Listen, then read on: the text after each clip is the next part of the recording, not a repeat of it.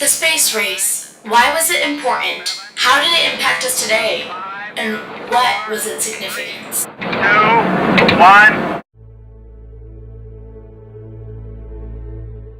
During World War II, which lasted from 1939 to 1945, Germany attacked Great Britain using V-2 rockets developed by their rocket scientists and engineers. Wernher von Braun was one of the many scientists who surrendered to the US at the end of the war.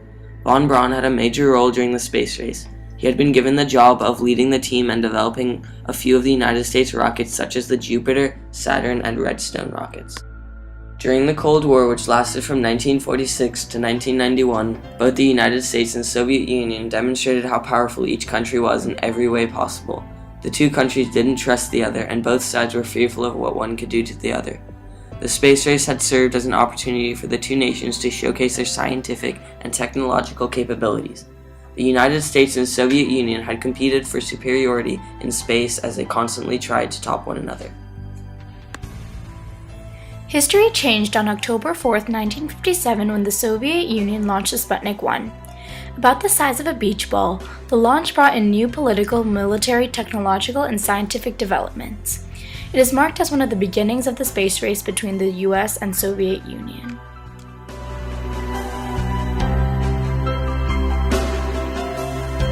Бюро заводов и исполнительным советским людям особенно приятно, что коллективы научно-исследовательских институтов, конструкторских бюро УСТ 21-му съезду коммунистических. The Soviets struck again, carrying a much heavier payload, including a dog named Laika, who successfully orbited up in space. At Cape Canaveral, Florida, the Army's Jupiter-C rocket is ready for America's second attempt to launch a space satellite, carrying, instead of a warhead, 3 stages of solid-fuel booster rockets and the Explorer, a 6-foot bullet only inches across, crammed with electronic gear. The Vostok 1 was the first manned spaceflight with one orbit around the Earth. The strap-attaching service module failed to separate from the capsule, leading to a wild ride before it burned through during re-entry. 5 hours before he is destined to take a giant stride into history, Colonel John H. Glenn, Jr. squeezes into his spacesuit. His smiling face belies the 10 postponements of his flight that have kept him grounded. The seconds tick off as his rendezvous with space approaches. On September 20th, 1963, Kennedy proposed to Nikita Khrushchev that the US and Soviet Union have a joint venture up to space.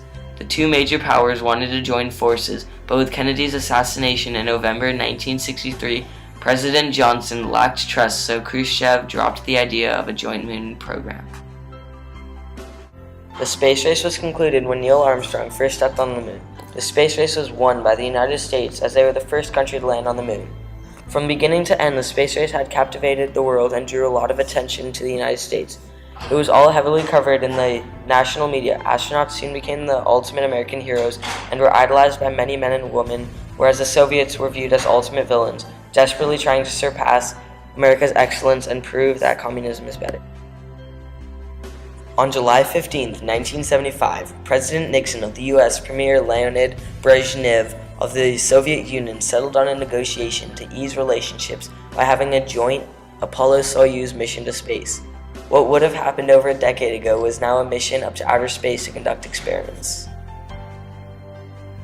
The space race provided us with many breakthroughs that to us now seem common, and life would be unthinkable without them.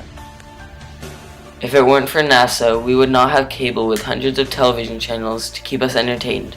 Satellite TV would not have been invented if scientists hadn't needed a way to communicate with astronauts in space. Originally, they had been using high-altitude balloons, but eventually began developing satellite communication technologies in the 1960s.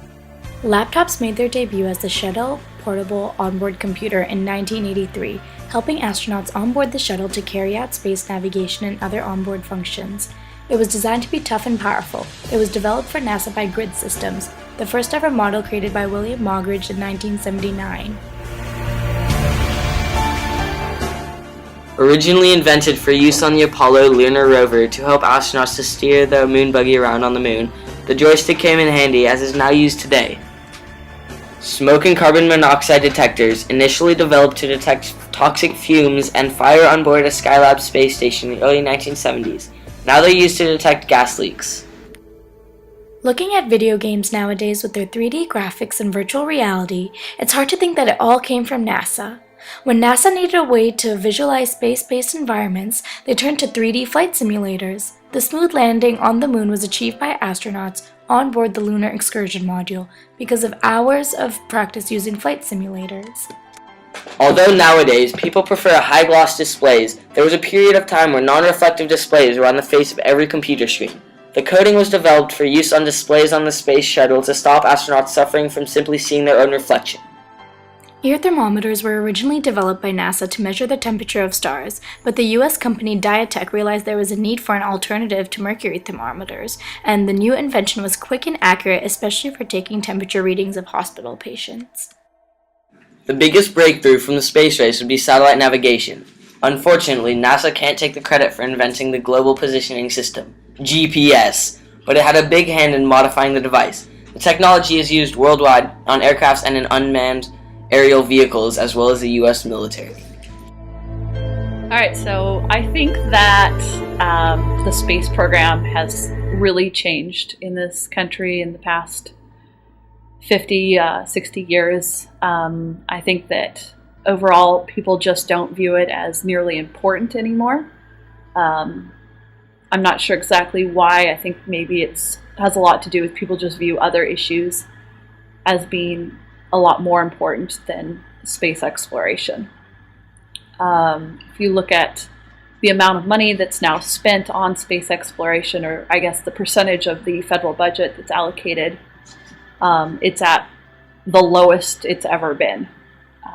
During the 60s, it might have been as high as 4% of the federal budget. Now it's barely even 0.5%. And I think also a lot of people don't realize, they think that a lot more is spent on space exploration, where in reality it's not only is it not very much, it's gone down every single year.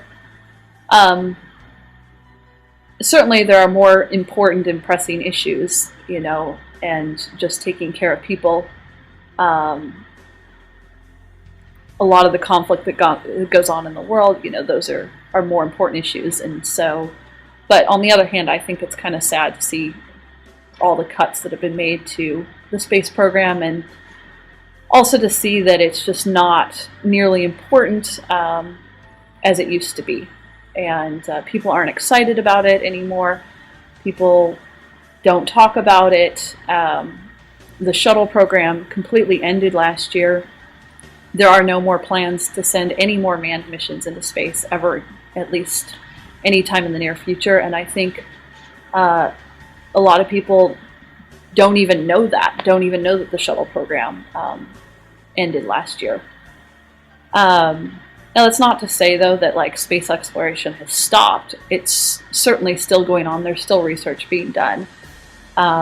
It's definitely shifted, and a lot more of it is done just with computers, with robots, and so things are still happening. There is still research, in hopes of doing more Mars exploration, but I just don't think you see it as nearly a priority in the news, or something that people really view as all that important anymore.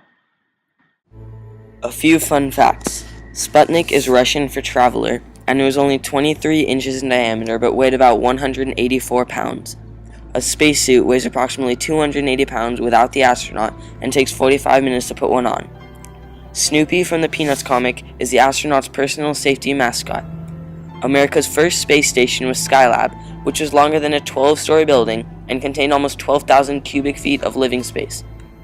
An astronaut is allowed about 3.8 pounds of food a day. Although the space race is over and done with, it played a major role in history. If it weren't for the space race, life today would be unimaginable, and one can truly say that the space race has revolutionized the world for the better and will never be forgotten.